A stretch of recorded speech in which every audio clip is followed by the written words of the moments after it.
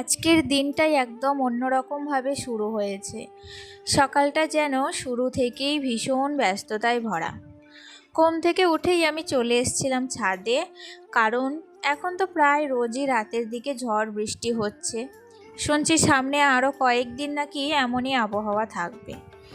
গতকাল রাতেও বেশ জোরে ঝড় হয়েছিল, কিন্তু রাতে আর ছাদে এসে দেখা হয়নি, তাই সকালবেলাতেই ঘুম থেকে উঠে ছুটতে এলাম।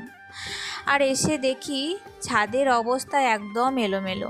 চারিদিকে ভেজা মাটি, ছড়িয়ে ছিটে থাকা জিনিসপত্র সব কিছু যেন ঝড়ের চিহ্ন বহন করছে। এই সব দেখেই বুঝে গেলাম আজকের সকালটা আর সহজ হবে না। ব্যস্ততার মধ্যেই শুরু করতে হবে আজকের দিনের কাজ। তবুও এটাই তো আমাদের প্রতিদিনের জীবন, কখনো শান্ত, কখনো ঝড়ের মতোই এলোমেলো। আর সেই সব সামলিয়েই ধীরে ধীরে এগিয়ে চলা। চলো তাহলে, অনেক কথা অনেক গল্প হবে, তার আগে নিজের পরিচয়টা দিয়ে দেওয়া যাক। নমস্কার, কেমন আছো সবাই? আশা করছি সবাই খুব ভালো আছো। আমিও বেশ ভালো আছি। আমি সুমি। আজকে আমার আরও একটি নতুন ব্লগে তোমাদের অনেক অনেক স্বাগত। আজকে একটা জিনিস খুব ভালো করে বুঝলাম, আমরা যতই প্ল্যান করি না কেন, সব কিছুই কখনোই আমাদের প্ল্যান মাফিক হয় না। আমরা সব সময় ভাবি কালকে এভাবে দিনটা শুরু করব, এই কাজটা করব, ওইভাবে সব গুছিয়ে নেব, কিন্তু বাস্তবে গিয়ে দেখি সব কিছু একদম উল্টো। আমাদের প্ল্যানের বাইরে, আমাদের চিন্তারও অনেক ঊর্ধ্বে আরও কিছু ঠিক করে রাখা থাকে, যেগুলো আমাদের হাতে নেই, কিন্তু সেগুলো আমাদের মেনে নিতে হয় কিংবা মানিয়ে নিতে হয়। যেমন আজকের দিনটা আমি ভেবেছিলাম একদম অন্যরকমভাবে শুরু করব, কিন্তু সকালটা যেভাবে শুরু হলো তা আমি একদমই আশা করিনি। তখন মনে হলো আমি বসে বসে ভাবলে তো আর দিনটা থেমে থাকবে না, যা হওয়ার সেটা তো হয়েই যাবে। তাই ঠিক করলাম যেভাবে দিনটা সামনে আসবে সেভাবেই আমি নিজেকে মানিয়ে নেব।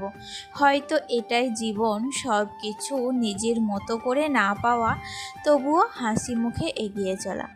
এই কথাগুলো কেন বলছি বলো তো? ছাদে গিয়ে দেখেছিলাম অনেকগুলো ফুল নষ্ট হয়ে গেছে, অনেকগুলো পেয়ারা ঝরে পড়ে গেছে। তো এটা দেখেই আমার ভীষণ মন খারাপ, আর এই কষ্ট থেকেই আমি এই কথাগুলো বলছি, জানো তো। ছোট থেকে কষ্ট করে বড় করেছি গাছগুলো, তারপর ফুল ফল কত রকম দিচ্ছে, এবং সেই ফুল ফল যখন একটা ঝড়ে এসে সব নষ্ট করে দেয়, তখন ঠিক এতটাই কষ্ট বুকের মধ্যে চাপা থাকে, যেটা আজ আমি তোমাদের সাথে শেয়ার করছি। তোমরা যারা আমার মতো বাগান বিলাসী, যারা বাগানকে ভালোবাসো, তাদেরও ঠিক এরকমটাই হবে। আশা করি আমি তোমাদের বোঝাতে পেরেছি। আর এখন আমি দেখো তোমাদের সাথে কথা বলতে বলতে অনেকগুলো কাজ কমপ্লিট করে নিয়েছি। চলে এসেছি ওপরে একটু ডাস্টিংয়ের কাজ করছি, তার সাথে আলনাটাও ছিল অগোছালো হয়ে, আলনাটাকে ভালো করে গুছিয়ে নিয়েছি। আসলে ঝড় যত হবে ধুলো তত উড়বে, আর আমার এই জিনিসপত্রগুলোর ওপর এত ধুলো পড়ে কি বলবো তোমাদের। প্রত্যেক দিন একটু কিন্তু হালকা টাচ করতেই হয়, নয়তো এগুলো না প্রচুর পরিমাণে ধুলো জমে যায়। আজকে সেটাই করছি। দেখো এখন কিন্তু সকাল 7:30টার মতো বাজে, আর ছেলে গিয়েছে স্কুলে। আমি তাই জন্য এখন কিন্তু সমস্ত ডাস্টিং যা টুকিটাকি কাজ আছে সেগুলো এখন কমপ্লিট করব, তারপর রান্নাবান্নার দিকে যাব। আমাকে এক দিদিভাই কমেন্টে কালকে বলেছিল যে আমি ব্লগ থাম্বনেলগুলো কেমন করে বানাচ্ছি সেটা যেন শেয়ার করি তোমাদের সাথে।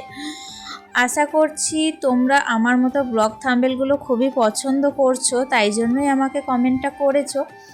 আমি কি বলো তো, আমার এই যে ব্লগগুলো বানাচ্ছি না, তো ব্লগগুলো থেকে কয়েকটা ফুটেজ ফটো নিয়ে নিচ্ছি, এবং সেটাকেই আমি গুগলের মধ্যে দিয়ে গুগল এআই থেকে আমি কিন্তু থাম্বনেলগুলো বানাচ্ছি। আমি এমনিতেও ইউটিউবে দেখছিলাম যে এই থাম্বনেলগুলো প্রচুর পরিমাণে ট্রেন্ডিং চলছে। আমারও দেখে না তোমাদের মতোই প্রথমে ভীষণ ভালো লেগেছিল, জানো তো। তারপরে আমি ইউটিউবে অনেক সার্চ করেছি, দেখেছি, এবং দেখে দেখে হঠাৎ করেই কিন্তু আমি শিখে গেছি। এবার আমার কাছে ধরো কোনো মানে ডবল ফোন নেই যেটা আমি তোমাদের সাথে শেয়ার করতে পারবো যে আমি স্টেপ বাই স্টেপ কীভাবে থাম্বনেলগুলো বানাচ্ছি।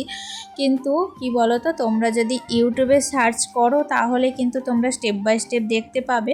তাছাড়াও আমি তোমাদের একটু হিন্টস দিয়ে দিচ্ছি, তোমরা গুগলে যাবে, গুগলে গিয়ে তোমাদের ফটোগুলো একটা একটা করে সিলেক্ট করে তোমরা দিয়ে দেবে, তারপর তোমাদের ব্লগ টাইটেলটা দিয়ে দেবে। তো টাইটেলটা দিয়ে তোমরা গুগলকে যদি বলো যে এরকম একটা এআই মোড থাম্বনেল বানিয়ে দিতে, আশা করছি তোমরা আমার মতো থাম্বনেল পেয়ে যাবে। আমি অসংখ্য ধন্যবাদ জানাচ্ছি দিদিভাইকে আমার পাশে থাকার জন্য এবং আমার ব্লগটা দেখার জন্য। আমি আশা করছি তোমরা একটু হলেও হেল্প পাবে আমার কাছ থেকে। আমি স্টেপ বাই স্টেপ তোমাদের দেখাতে পারলাম না, অনেক দুঃখিত আমি। যাই হোক, তোমরা যদি আমার এই ভিডিওটা দেখে থাকো তাহলে আশা করছি তুমি কিন্তু আমার ব্লগের রিপ্লাইটা তুমি পেয়ে যাবে। আর এদিকে দেখো, আমার অনেক দিন থেকেই আমার বেড কভারটা ভাবছিলাম যে পাল্টাবো, তো করে আর পাল্টানো হয়েই উঠছিল না। তো আজকে কিন্তু দেখো আমি বেড কভারটা পাল্টিয়ে দিয়েছি। আর এই যে এখন বেড কভারটা পাচ্ছি, এটা কিন্তু পিওর কটনের বেড কভার। আর এই বেড কভারটা আমার ভীষণ পছন্দের, জানো তো। আমি অনলাইনে অর্ডার করেছিলাম, তখন আমি ইউটিউব দেখেই কিন্তু এই বেড কভারটা অর্ডার করেছিলাম। আর তখন প্রচুর পরিমাণে দামও নিয়েছিল। এই বেড কভারটা তোমার 350 টাকা মতো পড়ে গিয়েছিল।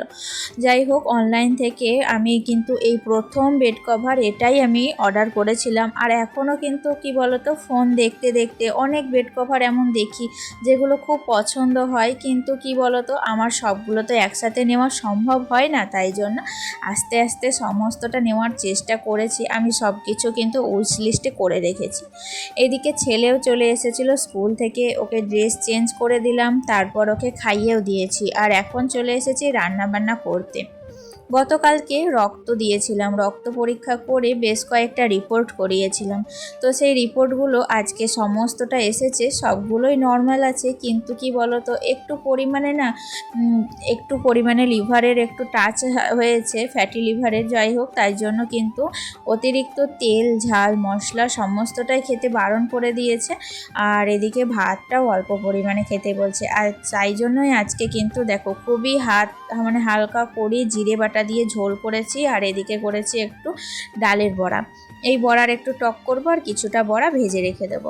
এই হচ্ছে আজকের আমাদের তরকারি। আর আজকে মাছ নেইনি, মাছ ডিম আজকে কিচ্ছু নেই, আজকে কিছুই পাইনি। যাই হোক, আজকে এই তরকারি দিয়েই খাবো।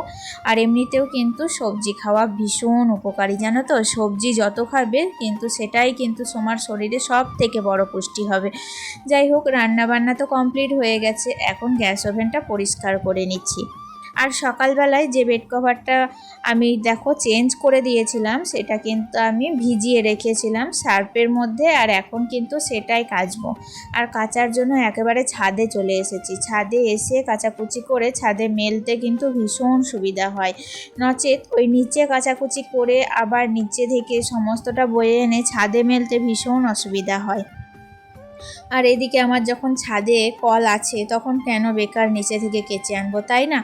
দেখো এখন কিন্তু সমস্তটা কাচাকুচি কমপ্লিট হয়ে গেছে। আর হালকা হালকা কিন্তু মেঘও করছে, ভাবছিলাম শুকোবে না, তারপরে বেলার দিকে আবার রোদও করেছিল।